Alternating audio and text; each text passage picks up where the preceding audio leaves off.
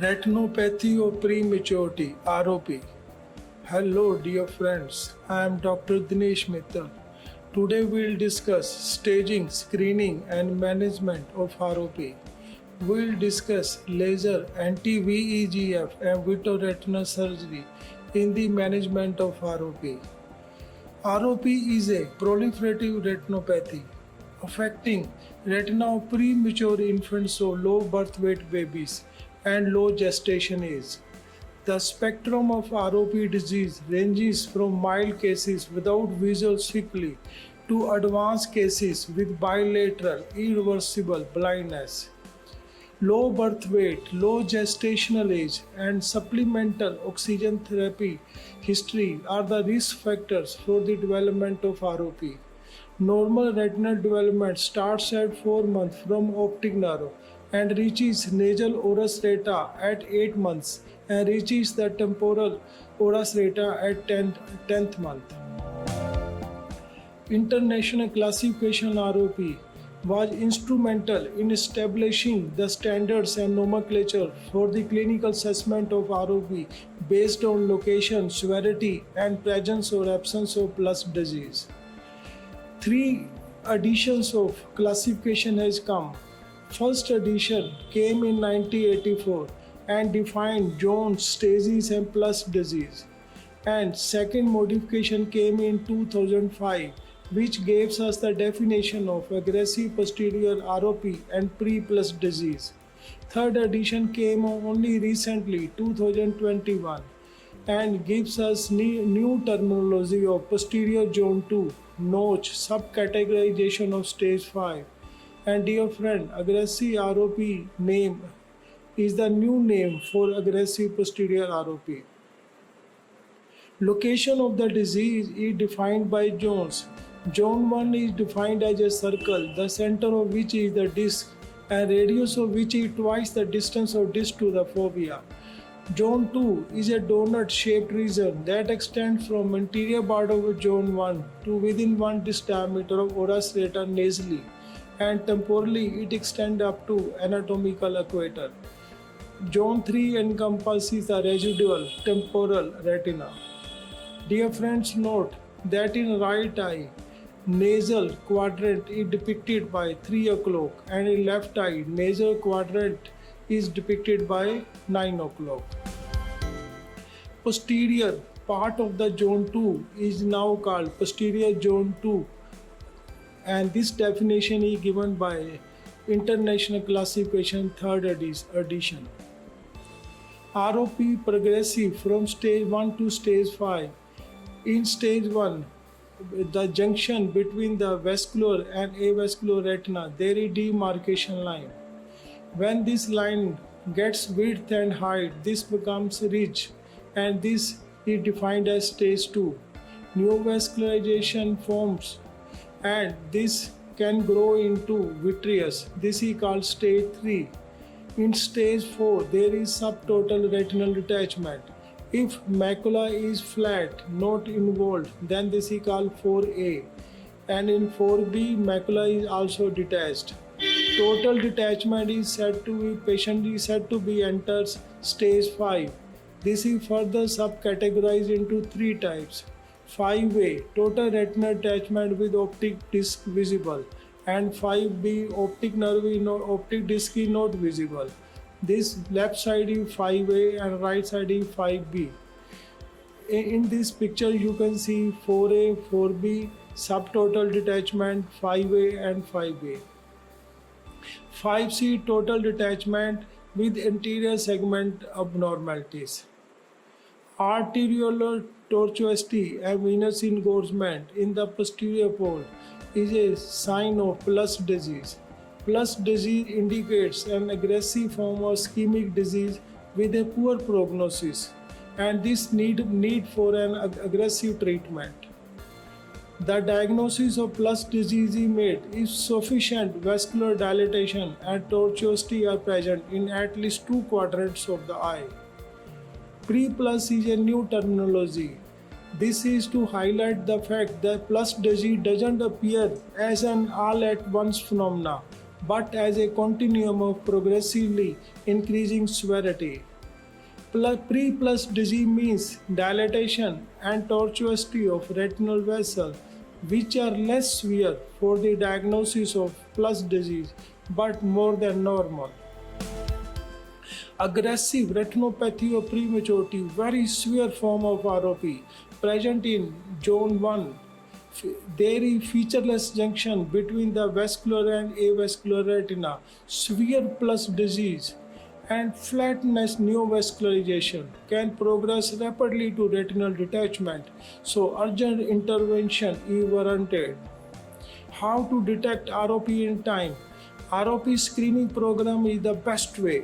It is a teamwork between ophthalmologist and pediatrician. Screening is done at NICU eye facility once a week at a fixed time. Pupillary dilatation should be done.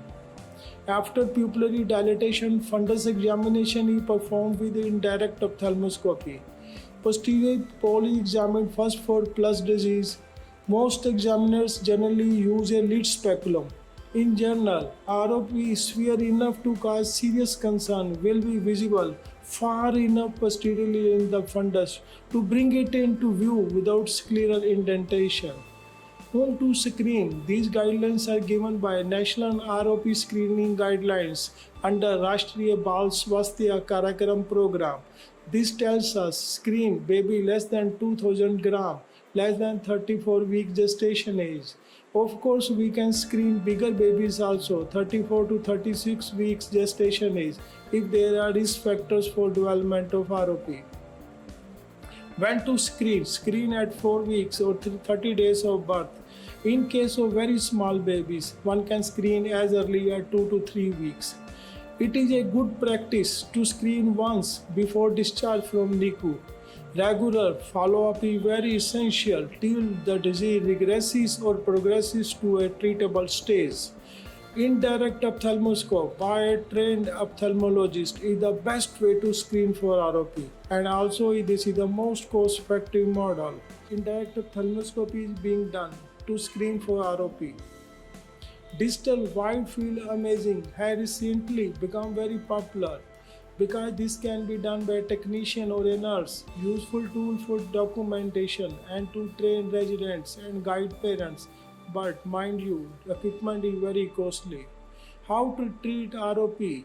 Laser photocoagulation, anti-VEGF drugs, and vitreoretinal surgery. These are the three modalities in the treatment of ROP. Laser photocoagulation is a time-tested treatment. Laser of the avascular retina is done. Cryo-ROP study was the first study started in 1985, which tells us if we treat the patient in threshold disease, then it will be helpful in controlling the complications of ROP. So, cryo-ROP study defined the threshold disease criteria. Threshold disease means zone 1 or zone 2. There is stage 3 with plus disease. Stage 3, if these are contiguous hours, these are 5. If these are non-contiguous, then cumulative 8 hours should be there. In 1909, early treatment ROP trial was started to find out the optimal time when a treatment should be started. This gave us the result that the significant benefit is there if one starts early treatment intervention in high risk pre-threshold stage.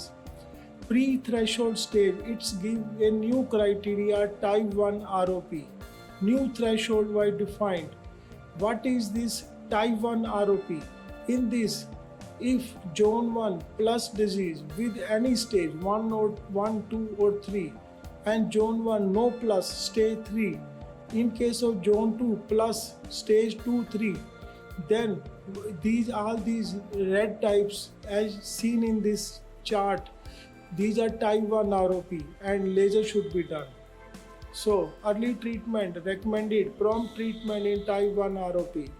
So in nutshell, laser treatment should be given in high risk type 1 pre-threshold, threshold and aggressive ROP. Photocoagulation burns are distributed in a confluent pattern to minimize skip areas. Treatment is started at interior edge of the vascular retina and applied out to the ora serrata. Anti-VEGF drugs injection is the new modality and it's rapidly emerging as first-line treatment for Zone 1 ROP and aggressive ROP. Rainbow trial and BEAT ROP study documented effectivity of intravitreal injections in infants with Zone 1 ROP. Injection safety has to be maintained. So, what are the advantages of anti-VEGF injections? Rapid ROP regression, that huge advantage in form of retinal revascularization continuing to periphery, which will eventually lead to better visual fields and result in low refractive errors. But the problem with this is that the drug effect is limited. Effect of the drug is only for 6 weeks. Recurrence after 6 to 8 weeks. If reactivation occurs, rescue or laser has to be done. It has been proposed then one should do combined therapy, intravitreal anti-VEGF injection plus laser in Zone 1 ROP. Vitreoretinal surgery done in advanced stages of ROP stage 4 and stage 5. So what are the take-home message? Learn and practice indirect ophthalmoscopy because this is the best way to screen ROP. One should know the classification. Document your findings clearly. The date of the next screening must be documented in the medical records. So, cryo ROP study tells us the benefit of treatment at threshold stage. Early treatment defines the criteria when the laser should be started.